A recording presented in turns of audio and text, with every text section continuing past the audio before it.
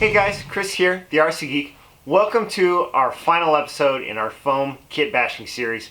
We've gone through and completely transformed a free-wing Mirage 2000 into an Israeli Kfir. As a part of that, we've covered the transformation process and talked about some of the building methods. We've talked about painting and finishing, and we've also covered how to make panel lines and do some simple and effective weathering. I hope that you guys have enjoyed the series and are geared up with some new techniques to try on your models. Now, to finish this series up, I thought that it would be best done providing a little discussion on how this airplane flies in its new form, as well as some of the things I did in wrapping it all up and getting it tuned in the air. Also, I had a little incident with the airplane at an event which tore out the right main landing gear mount. So I wanted to share, now that we have this nice new airplane, how to make cosmetic repairs when they're needed. So, let's go!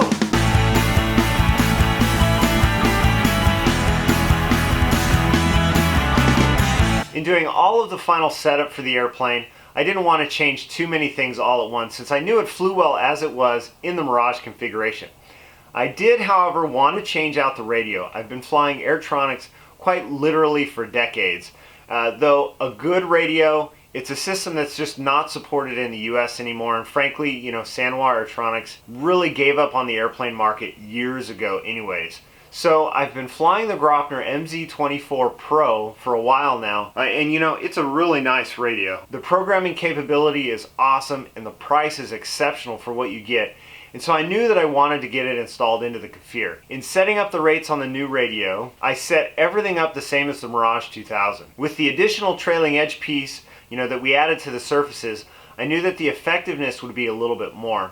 And so I made sure I had, the 3 different rates to choose from, like I always set up. Ultimately, once the CG was sorted out, I settled on mid-rate elevator with about 20% expo and low-rate aileron with about 10% expo. This equates to about 9/16 inch max elevator throw and then about a 1/4 inch max aileron throw. The other thing I added was an Afterburners setup that my friend designed. He came up with the greatest idea, which is basically a tail cone filled with LEDs that replaces the existing tail cone on the fan motor.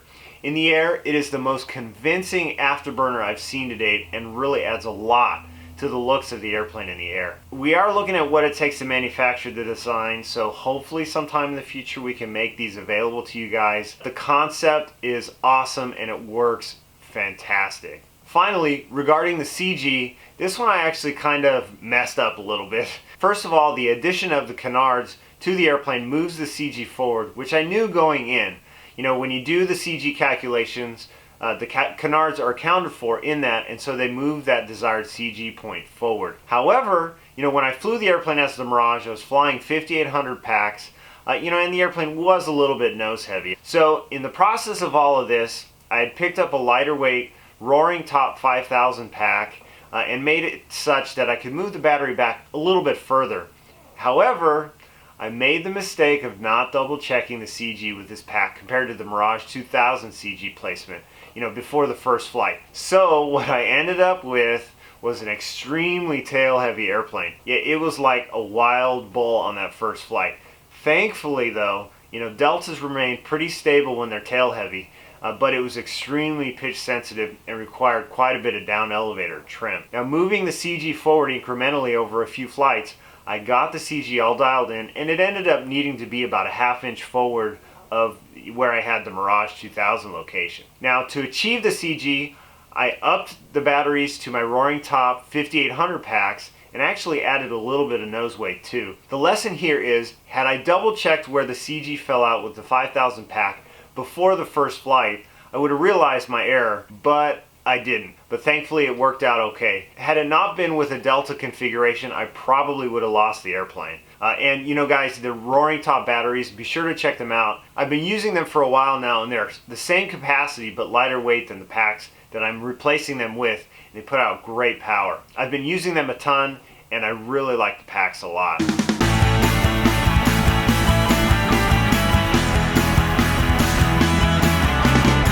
Now, as mentioned earlier, I brought the airplane with me to the Scale Squadron Warbirds and Classics event and had a ton of fun with the airplane.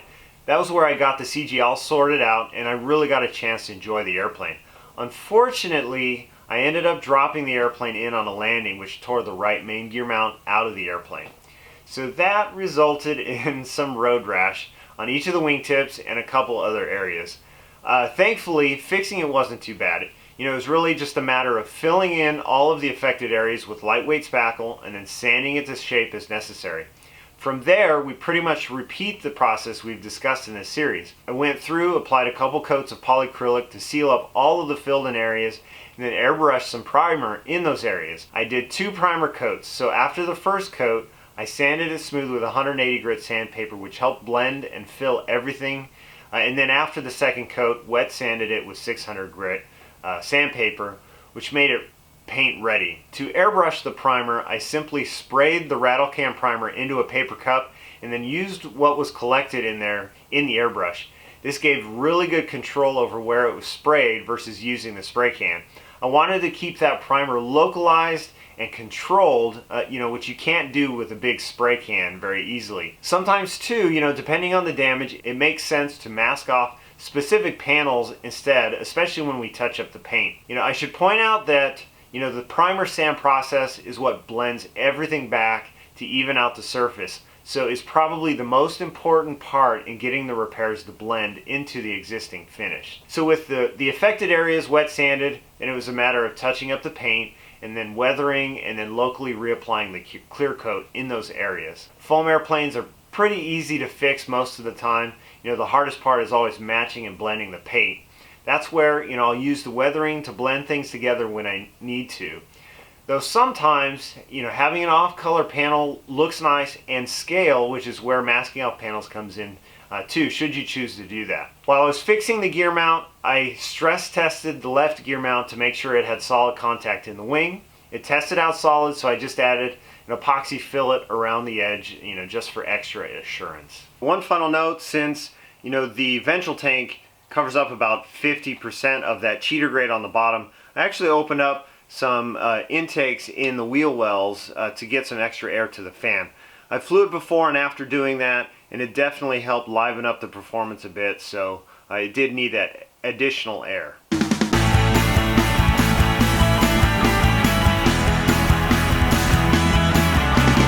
Alright guys, so we've put in all this work and we have this awesome looking and very custom airplane, but the real question, of course, how does it fly? Well, I'm happy to report that the airplane flies awesome. I did have to work through a few bugs, getting the CG sorted out, which is pretty normal for a new airplane, but once that was all done, the airplane really locked in solid.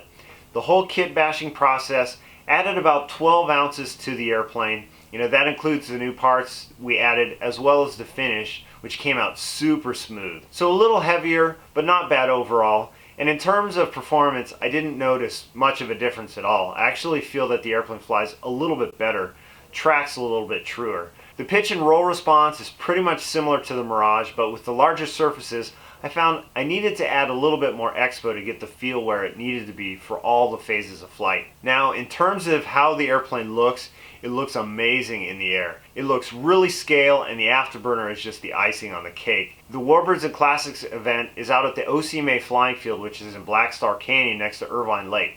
Well, that terrain is just about the perfect desert backdrop for this Israeli airplane, and it looks so awesome flying around out there. Scott Plummer from airshowvid.com was at the event and captured some amazing photos that really make the airplane look like the real thing. Pretty darn cool. Alright guys, here's a short little video of the Kfir in flight. If you'd like to see the full uncut flight video, click the icon in the upper corner as I have a link in there. Check it out and then we'll wrap this up.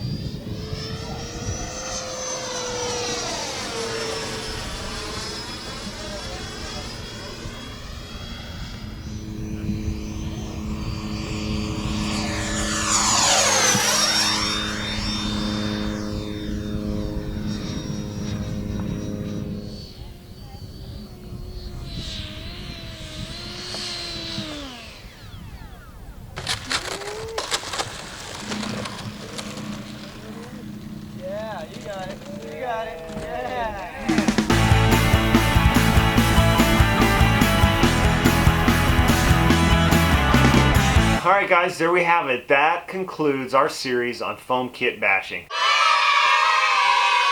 I really hope you've enjoyed the series. It took me a bit longer to get together than I had hoped, but hopefully it was worth the wait. All of the techniques here, especially the finishing techniques, translate onto all sorts of different models. So I hope you're inspired to give some of them a try and to experiment with it. It's all about practice, so the more you try this stuff, the better it gets with each model, and the results, they're always worth it. So now our Kfir is done and we can go to our next long-term project. I can tell you our competition Skyray build has been calling me.